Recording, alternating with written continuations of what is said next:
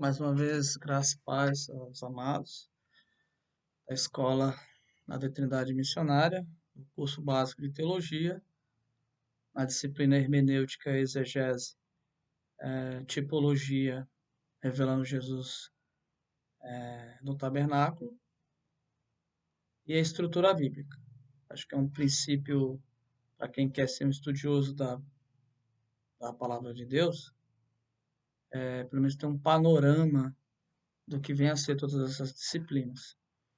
A última slide sobre tipologia, nós falamos do pátio, que é um espaço, né, com 60 colunas de madeira de acácia, com fios de linho. Tem a porta central, que dá 5 colunas, pintadas nessa porta, na verdade, essa entrada é pintada de vermelho, de azul, vermelho carmesim e branco, também tipificando aí Jesus, o céu, o reino de Deus e tudo aquilo que Jesus iria fazer. Aí nós temos aí no slide 11 a tenda. A tenda, ela é o contexto geral do tabernáculo, né? Aí você tem o pátio, né, o átrio, e o sentido geral da tenda é tudo que o tabernáculo representa. Já na entrada você tem o altar de bronze, e sobre esse altar ele fica suspenso, né, numa estrutura de pedra para que se coloque a lenha ali e fogo, né, para queimar o sacrifício. Você tem a bacia das águas, aí na entrada do santo lugar você tem a 5 colunas também, e aí dentro do santo lugar você tem o candelabro e alguns outros utensílios, e lá depois do véu, o santo do santo. Observa que quando você abrir a figura 11, você vai ver 5 tipos de cobertas sobre essa estrutura do santo do santíssimo lugar. Cobertas de animais, tecido, né? Você vê que o tecido está espalhado em toda a casa, até o próprio véu era um tecido. Aí tem a ideia do texto, né? A ideia, uma aplicação aqui, a ideia do texto, né? O que esse emaranhado de tecido, qual é a mensagem que ele carrega em tudo aquilo que esse tabernáculo representa, sendo esse tabernáculo, como o apóstolo Paulo disse, a sombra das coisas que haveriam de acontecer? Tipifica Cristo. A mensagem é essa, em tudo ele representa Cristo. Então, a tenda, dentro de uma visão geral, era dito como o tabernáculo. E era composto de 10 cortinas e 10 cobertores sustentada por um arco de tábuas de cetim, madeira de acácia, que nós conhecemos como madeira de lei, cobertas de ouro. Era todas iguais no comprimento e na largura. Perfeição, exatidão, medida exata, falando sobre Jesus Cristo como um ser perfeito. A madeira de acácia fala sobre uma madeira que não apodrece. Está falando sobre o corpo impecável de Jesus. Veio em forma de pecado, mas não pecou. O ouro representa a divindade. E aí também tinha, nessa tenda ela é montada, a tenda formava um retângulo de 15 metros de comprimento por 5 metros de largura e 5 metros de altura. Não era tão grande assim. E em sua entrada encontrava-se um novo reposteiro, uma cortina, né, de entrada. Prefiro falar a palavra cortina, com as mesmas cores da cortina de entrada do átrio, púrpura, carmesim, azul e branco, estes iguais à porta do átrio médio, de 10 metros de comprimento. Esta porta dava acesso ao primeiro compartimento da tenda que se chamava Santo, ou Santo Lugar. Você está na porta da tenda, já passou pelo átrio do holocausto, pela pia de bronze com a água, agora está diante de toda a riqueza do tabernáculo, que está lá no Santo dos Santos e no Santo Lugar. E outra coisa que nós devemos observar que à esquerda, na figura 11 que você tem no slide, você tem o candelabro, todo de ouro. Ouro, já falei que é divindade, representa a divindade. À sua direita, a mesa com os pães da propiciação. Cristo é o pão que desceu do céu, o verdadeiro pão que desceu do céu.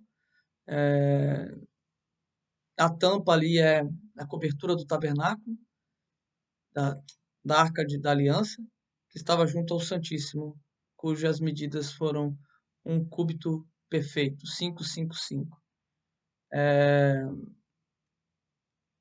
A Nova Jerusalém tem as medidas características, medidas perfeitas.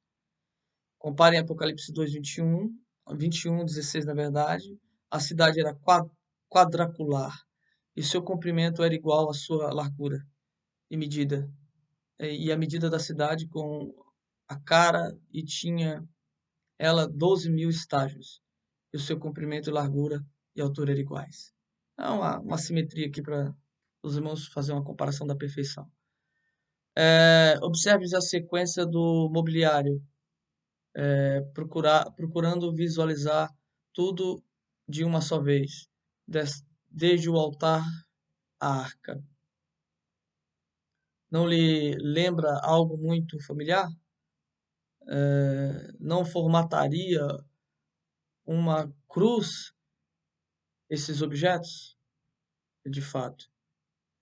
Da entrada da porta até o cabeçamento da Arca da Aliança. Do altar do holocausto, do sacrifício, da morte de um inocente, até a presença de Deus, era a cruz no sentido vertical. E os outros utensílios espalhados à direita e à esquerda representa o mastro horizontal da cruz. São observações. Outra coisa, os quais servem aquilo que é figura da sombra das coisas celestiais. Todo esse modelo de tabernáculo no deserto, com o povo que havia acabado de sair da escravidão do Egito, escravidão política e religiosa, eles estavam olhando para a sombra de uma realidade que ainda não tinha acontecido em Cristo Jesus. Mas era uma verdade, mesmo sendo sombra. Eles não tinham entendimento daquilo, como nós hoje temos entendimento do que era, né? Passando adiante, o slide 14. Todo o material usado no tabernáculo constituía tipos que merecem destaque. Vamos lá. A madeira de lei, madeira de acácia, chamada de cetim ou acácia, foi usada para a construção. A madeira simbolizava a humanidade de Jesus. Todas as tábuas do tabernáculo e seus móveis eram feitos com essa madeira, exceto a pia de cobre, o castiçais que era de ouro maciço, e a árvore que dava esta madeira crescia no deserto e fez-nos pensar na humanidade de Jesus, como dizia o profeta Isaías, raiz de uma terra seca. Exatamente isso. Então essa madeira ela tem uma simbologia ligada com Jesus. O linho branco falava da pureza e da santidade de Jesus, homem perfeito. O cobre era usado para revestir as colunas do pátio, suas bases e o altar para o holocausto. A pia e o lavatório e os cravos, né, que são pregos, eram de bronze maciço. Este metal nos fala do juízo e do julgamento do pecado. E Jesus carregou esse escravo em seu corpo. A prata está falando para confeccionar os ganchos de sustentação das cortinas e essa prata simboliza o resgate, a redenção pelo sangue de Jesus. É o preço. Realmente, ele pagou um preço. E venderam ele com 30 moedas de prata. O ouro, o ouro é o mais precioso empregado no tabernáculo, foi usado para recobrir a mesa dos pães, o altar do incenso, a arca, os 5 colunas que sustentavam a cortina da entrada de ouro maciço, e o candelabro e o propiatório, a tampa da arca. E os 2 querubins simbolizavam a glória de Deus, sua riqueza e a sua realidade divina de Cristo. O ouro, esse é o metal que representa Jesus na, no tabernáculo.